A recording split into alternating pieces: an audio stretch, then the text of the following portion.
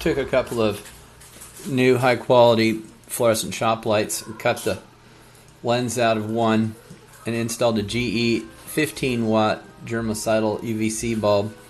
Took the other one and fabricated a 1 3/4 inch piece of aluminum tubing to act like a grill screen so the bulb can't come in contact with anything.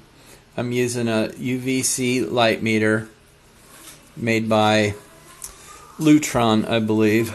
Ordered it online for about $400.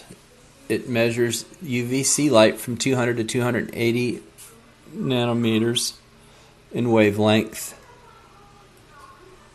It uses the increments of milliwatts per cubic centimeter. So as I turn the first light on, it's going to 1.8 milliwatts per cubic centimeter. So that's the same as 1.8 joules per cubic centimeter. A joule is 1 watt for 1 second.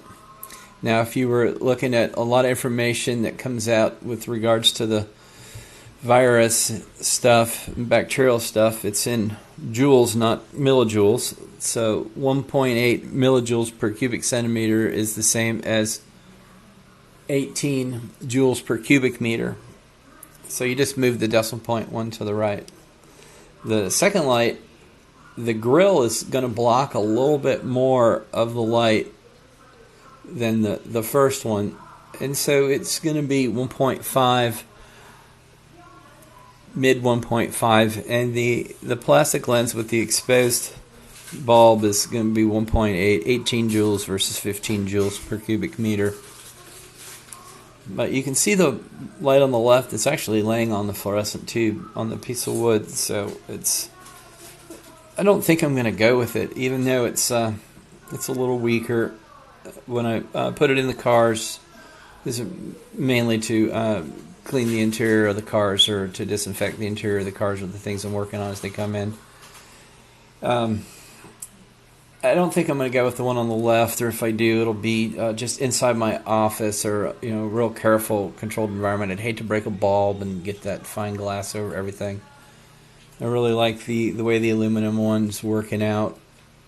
I might try and make the openings a little bit bigger, make the grill pieces a little bit smaller, and see if that can help.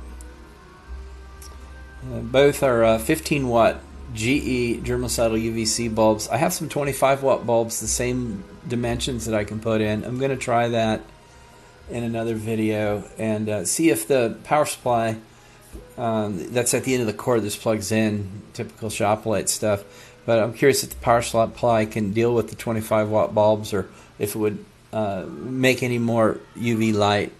So I'll put another video together on that here shortly. And any questions, I'll answer your comments. And if anybody wants me to test any of their UV stuff, message me.